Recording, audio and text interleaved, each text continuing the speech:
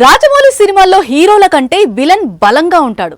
Villain ఎంత బలంగా ఉంటే తన హీరోయిజం అంత బాగా ఎలివేట్ అవుతుందని రాజమౌళి కెరీర్ బిగినింగ్ నుంచి నమ్ముతూ వస్తున్నాడు. అయితే కెరీర్లో ఫస్ట్ టైం ఒక స్టార్ హీరోను విలన్ గా ఎంచుకుంటున్నాడు. అతడే పృథ్వీరాజ్ సుకుమారన్.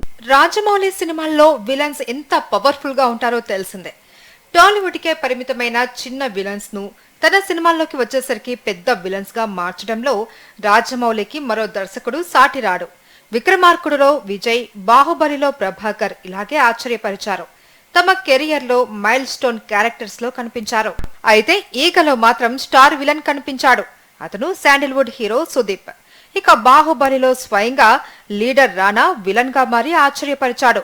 బాహుబలిలో తను విలనిగా ప్రపంచవ్యాప్తంగా గుర్తింపు తెచ్చుకున్నాడు. బల్లాల దేవుడు పాత్రలో తనదైన శైలిలో జీవించాడు. అయితే మహేష్ బాబు కోసం తన కెరియర్ లో ఫస్ట్ టైం ఒక పాన్ ఇండియా స్టార్ హీరోను విలన్ గా దింపుతున్నాడు రాజమౌళి. పైగా ఇతను మామూలు విలన్ కాదు, మాలీవుడ్ హార్ట్ థ్రోబ్.